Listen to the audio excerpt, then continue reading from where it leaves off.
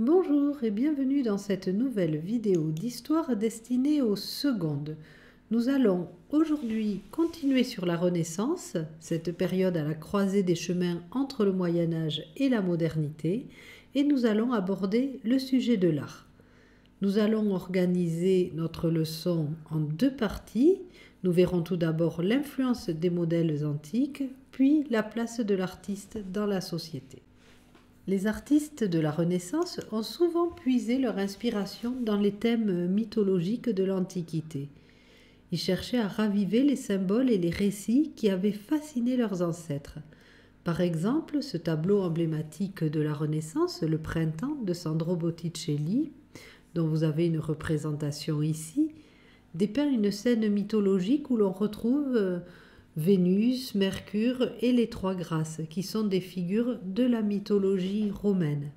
Vénus était pour les Romains la déesse de l'amour, de la beauté, de la fertilité. Mercure, lui, était le dieu du commerce, des voyageurs et des messagers. Il est souvent représenté avec des sandales ailées. Les grâces représentent la beauté, le charme et la créativité. Elles sont traditionnellement présentées comme trois sœurs et sont souvent associées à la danse, à la musique. Ce tableau de Botticelli célèbre donc le printemps et la fertilité en intégrant des motifs de la mythologie romaine.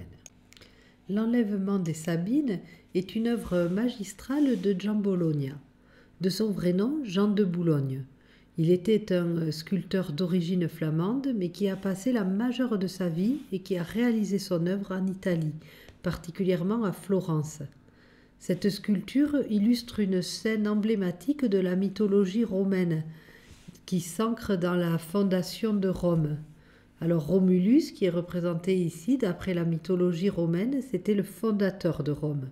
Pour peupler sa nouvelle ville, avec ses hommes, ils ont enlevé les femmes d'un autre peuple, les Sabins, lors d'un festival. Cet acte a provoqué une guerre entre les Romains et les Sabins. Toutefois, les femmes, ayant été prises de force, finissent par intervenir pour réconcilier les deux groupes, permettant ainsi l'union et la coexistence entre les Romains et les Sabins. La composition de l'œuvre de Giambologna reprend les poses et les mouvements fluides des sculptures antiques. Elle témoigne ainsi d'une profonde admiration et inspiration pour l'art antique. Cette influence de l'Antiquité se voit aussi à travers les styles architecturaux. Un exemple de cette influence est la basilique Saint-Pierre à Rome, principalement conçue par Michel-Ange. Sa coupole s'inspire directement du Panthéon. Dans l'Antiquité romaine, le Panthéon était un temple dédié à tous les dieux de la Rome antique.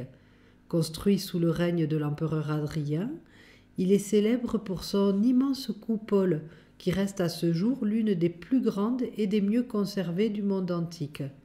Pour la basilique Saint-Pierre, Michel-Ange parvient à créer une structure grandiose qui témoigne de la volonté des artistes de la Renaissance de redécouvrir et d'honorer les principes esthétiques de l'Antiquité, tout en leur donnant une nouvelle vie et une nouvelle signification. Nous allons maintenant passer à la deuxième partie et voir que la Renaissance marque également une transformation fondamentale dans la perception des artistes eux-mêmes. En effet, les artistes commencent à ne plus être considérés comme de simples artisans, mais comme de véritables penseurs et créateurs. Cette nouvelle reconnaissance de leur intellect et de leur créativité ouvre la voie à une ère où l'art devient un moyen d'expression personnelle et de réflexion sur l'humanité. Au Moyen Âge, les artistes étaient souvent anonymes. Ils se contentaient de répondre à des commandes religieuses. Leur travail était donc perçu comme une simple exécution des souhaits de l'Église.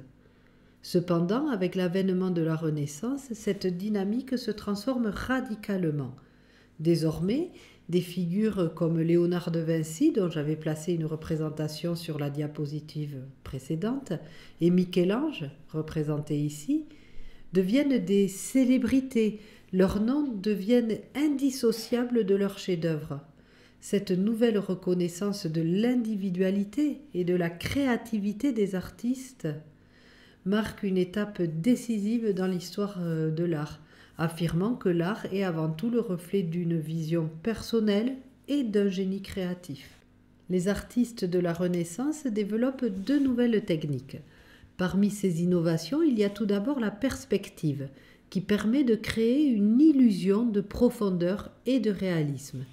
Cette technique permet de rendre les œuvres plus immersives et dynamiques.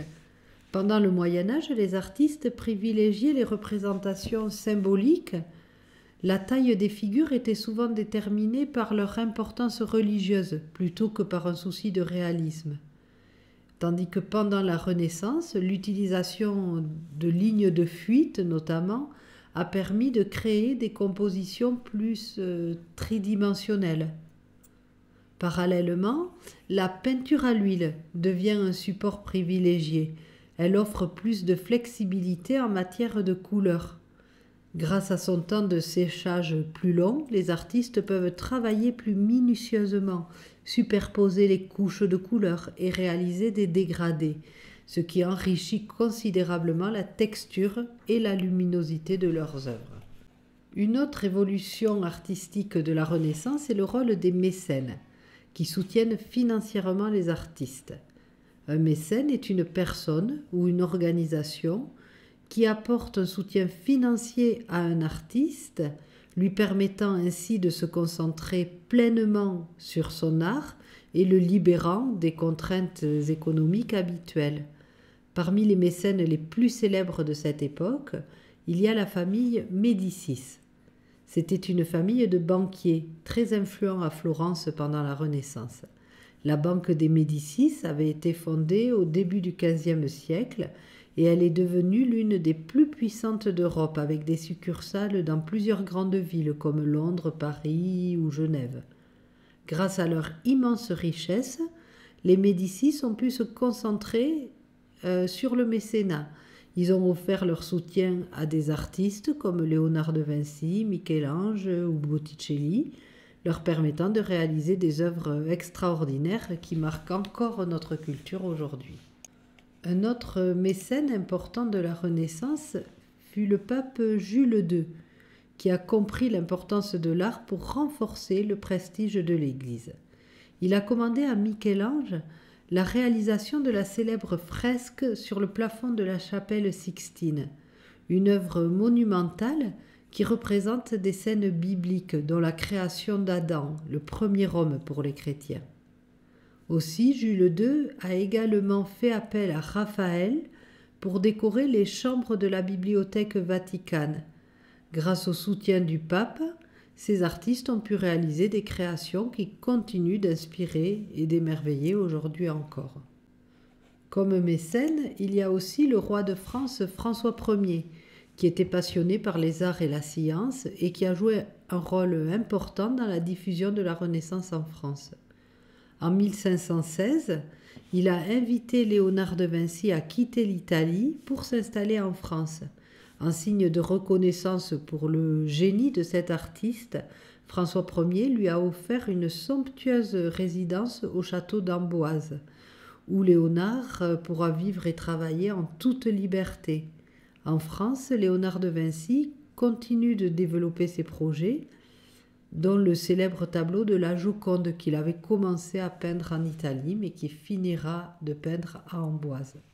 En tant que duc de Milan, Ludovico Sforza a été aussi un grand mécène de l'art. À la recherche d'un artiste capable de réaliser une œuvre monumentale, il a engagé Léonard de Vinci pour peindre la Scène, une fresque qui dépeint un passage important de la Bible où Jésus annonce à ses apôtres que l'un d'eux le trahira. Alors cette fresque, elle a été réalisée à la fin du XVe siècle dans le réfectoire du monastère de Santa Maria delle Grazie à Milan. Cette œuvre est célèbre pour son utilisation de la perspective, ce qui agrandit la salle du réfectoire. Léonard dépeint les apôtres dans un moment de grande émotion, chacun réagissant différemment à l'annonce de la trahison, ce qui témoigne de son habileté à capturer l'expression humaine. Bon, voilà, je vais m'arrêter là. J'ai terminé cette leçon sur l'art de la Renaissance. J'espère avoir été claire.